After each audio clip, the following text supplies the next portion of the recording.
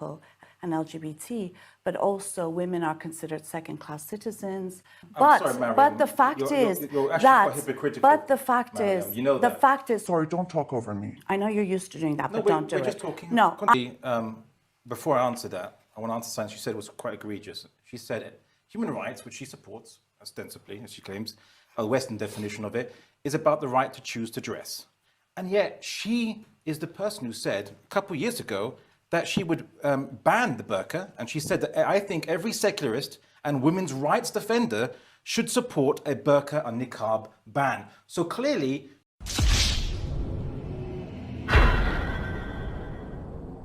hypocrite when it comes to Muslims choosing what they want to wear, because she feels that Muslim women making that choice is somehow subjugating themselves, and she knows better. She can tell Muslim women what to do. They can't tell themselves what to do. So you are a hypocrite, madam.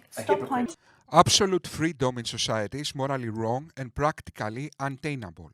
Anarchy is not good for societies. We need to preserve law and order while seeking to make better societies by appropriating, in certain extent, human behavior through the education system, criminal, civil, and administrative law.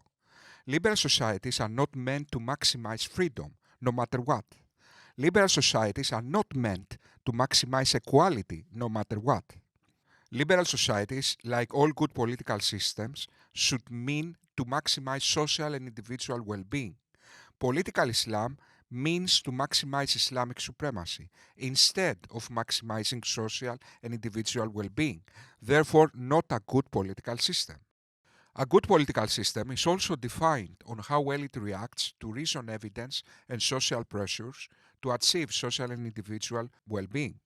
Political Islam blindly follows revelations and doesn't react to reason, evidence, and social pressures, therefore not a good political system.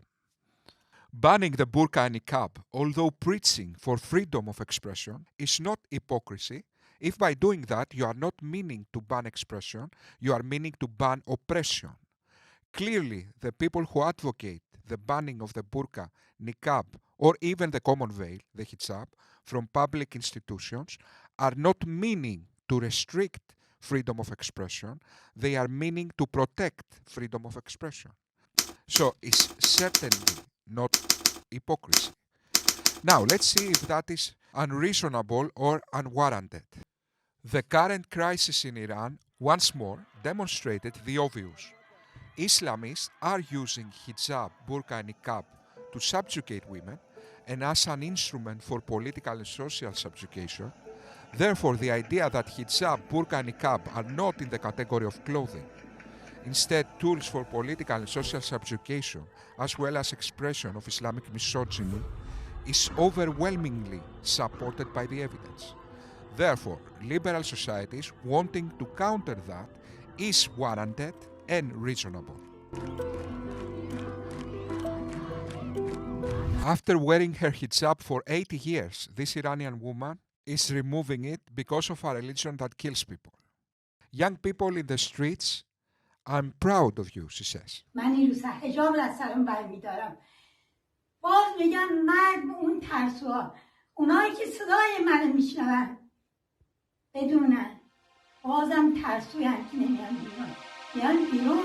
These Yazidi sex slaves were freed from the violence of ISIS in Syria. They now burn their hijab. Apparently, they perceive hijab being in fact an instrument for their subjugation. A women's rights protester who recently fled Afghanistan after being imprisoned and tortured by the Taliban for demanding her basic human rights burns a hijab that she believes has oppressed Afghanistan's women for far too long.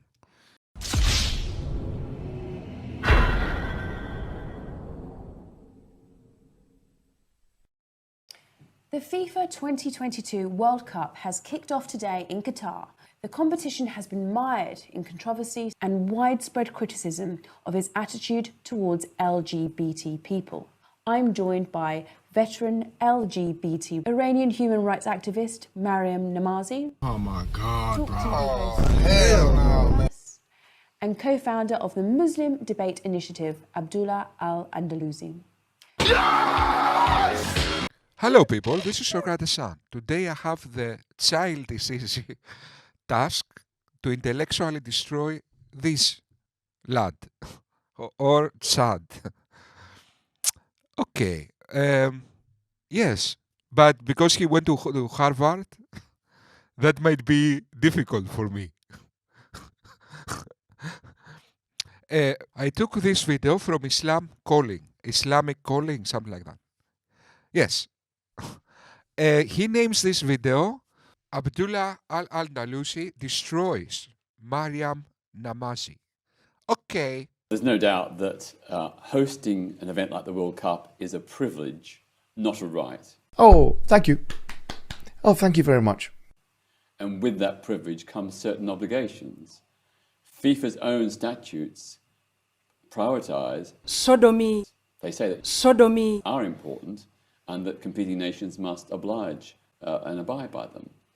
Now, if you look at these particular games, you can see that despite the pledge of FIFA that no discrimination will be allowed, in fact, there are 7 competing nations where sodomy is totally illegal. And if a star footballer from any of those 7 nations was outed as gay or came out voluntarily, he would almost certainly be jailed rather than be selected to play for the national team. Islamic Calling, who makes these sodomy jokes, is almost as funny as his friend, Daniel Hachihachu. Daniel shared this joke on Twitter. Oh man, I missed the International Day Against Homophobia. The best way to celebrate such a beautiful, momentous, important day is the Muslim way. Recreational base jumping. Daniel Hakikachu here is referencing the Islamic punishment to execute gay people by throwing them off a high place. But another argument can be made that human rights, okay, great, according to whose definition? Right, your definition, her definition, England's definition. If you took out all the players of all the teams, or you took out all the teams who their nations were involved in human rights abuses, you'd have no one, maybe except maybe Benin, perhaps playing, but most of the countries would have to be withdrawn because most countries are guilty of what you might human rights violations by your definition and by many other people. The Islamic obsession against homosexuality mirrors the mindset and moral understanding of the 7th century Arab nomads who made Islam, and in terms a primitive human instinct of feeling disgust making sex with the same gender. So, Islam is bigoted against homosexuality because of the primitive feelings of the people who made Islam. You, Abdullah Andalusi, became a homophobe bigot because you blindly follow Islam. The point is, none of that involves reason and evidence. Although whether morality comes from God is an open question, how we efficiently get to truth is not an open question. We know for a fact reason and evidence is the most reliable way to truth and the only legitimate way to address moral questions in an investigative, scholarly fashion. Then is moral intuition, and on the negative side is dogma. Dogma is the worst enemy of truth. Yet Andalusi and his friends made it their life's mission to undermine the truth-bearing ability of science and overstate the truth-bearing ability of dogma and revelations. So they put dogma over reason and evidence. So when you ask to whom's definition, to people that don't suck in epistemology. That's who. sodomy If you took out all the players of all the teams, or you took out all the teams who their nations were involved in human rights abuses, you'd have no one, maybe except maybe Benin, perhaps playing, but most of the countries would have to be withdrawn because most countries are guilty of what you might human rights violations by your definition and by many other people. That was a disgusting straw man. Did we say countries that engage in human rights violations in their past should not be given a World Cup? No. What we actually said is countries that are currently engaging in human rights violations should not be given a World Cup. sodomy, So you are a hypocrite, I madam. think A few moments later. when we defend human rights, we often call for bans. For example, the ban on smoking in public spaces because it's detrimental. Secondhand smoke is detrimental to public health. We call for a ban on child labor because you support a ban on torture, a ban on execution, because banning things that are detrimental to human rights and human values is actually a step in the direction of defending human rights. And it's the same with the burqa. The burqa is a body bag for women. It is women carrying that wall of gender segregation on their very backs. And therefore, calling for a ban is actually in line with defending women's rights. Amen. Okay, that's simple. Χριστός ανέστη εκ νεκρών, θανάτων, θάνατον πατήσα. Okay, that's it. Let's see what they will say after that.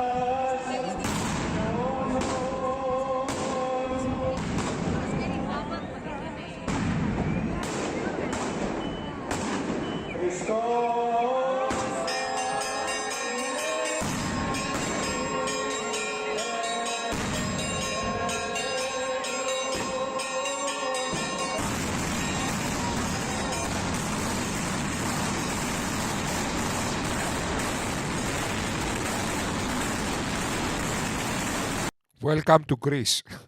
Wow, this is too much even for my standards. Okay. And human rights. Okay, let's close this. Just And a twisted argument worthy of the Chinese government who wanted to get rid of extremism by banning people and going to mosques, banning Qurans, banning a whole number of things in the name of defending Chinese values and rights. So please spare us. Nobody's supporting because that. I could make the same argument against you. I could say that society has a right to public decency, and therefore public displays of sex or sexual affection, more than just holding the hand, should be banned to protect people's right to public decency. I can turn that argument right back against you. You see, anyone can make the argument that of banning anything because of I'm going to insert right here, and then that means I have to ban a whole bunch of things. The way to figure out which things are dangerous and detrimental to society and therefore ban them is reason and evidence with prospect social and individual well-being. The reason you and Qatar ban things is blind obedience to revelations with prospect Islamic supremacy. That is the difference. We care about morality, you care to masturbate in your psychotic delusions and have a warm feeling while having a relationship with your imaginary friend.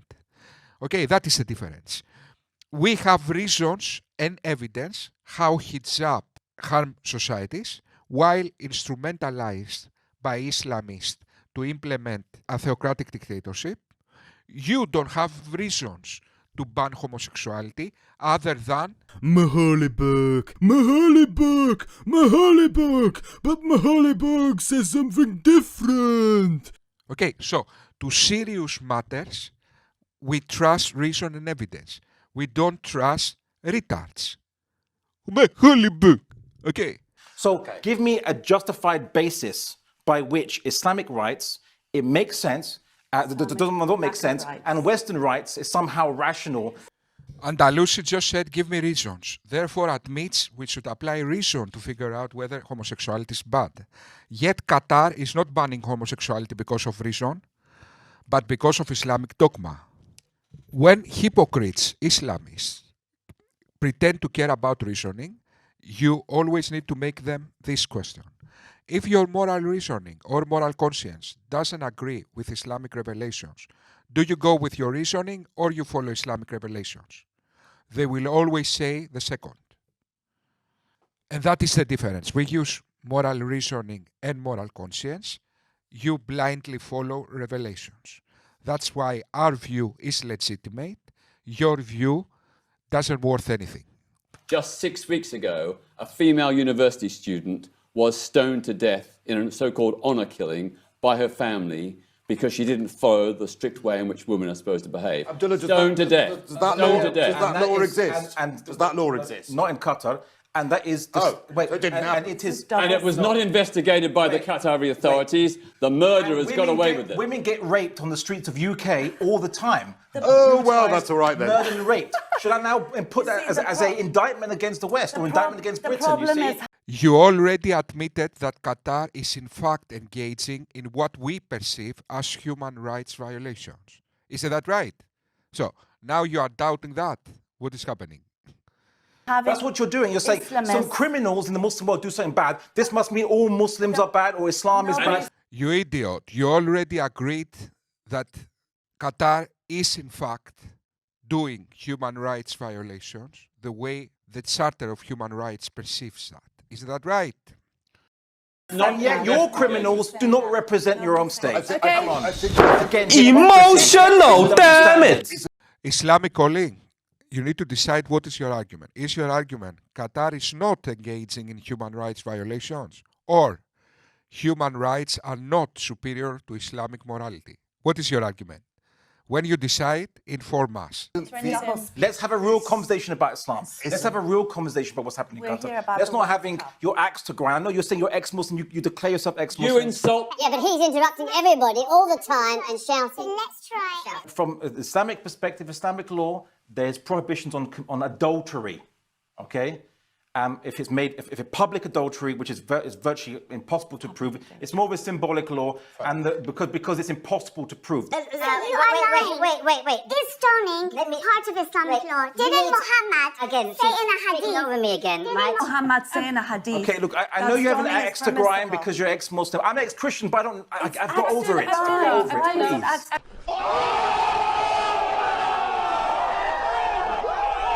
Adulterers are executed if they make their adultery public. Okay. Who says you have a right to commit adultery and cheat on your partner? How dare you? How dare you say that? How dare you? How dare you?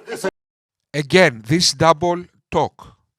So, adulterers are not being executed in Islam, or Islamic law is just for adultery. What is your argument? The mere fact that you are engaging in this kind of means that you are not intellectually honest. And you are demonstrating what we said earlier, that the only thing you care about is defending Islam. You don't really care about people. Adultery, not adultery, executions, not execution. Who cares if Islam is defended? People can have whatever the beliefs they want, but they cannot shove those beliefs down people's throats in the law by the state. Mariam. And also, listen, you are defending killing people. So don't you dare tell me I take my advice. You hear that, kids? Never take your own advice. I would just like to end this video by saying special thanks to brother Abdullah Al Andalusi, especially for standing up against these human rights clowns. I can cite many peer-reviewed scientific papers which documents how both sodomy and adultery harms us physically, emotionally, and how it leads to extinction, and over countless other harms in society. These things should be outlawed, banned, and punished. The fact that people defend this disgusting things on live television shows how far we have fallen. I'll just leave you guys with this meme I made. This whole situation kind of reminded me of the shouting Karen cat meme. So enjoy. Islamic calling, the only thing that harms societies and need to be banned and will be banned, is just a matter of time, my friend, is Islamism. Your mental disease, your evil mental disease, will be defeated everywhere. Homosexuality doesn't harm anyone. Okay, what in fact harms people is political Islam. Therefore, political Islam needs to go and take its deserving place in the garbage of history. Thank you.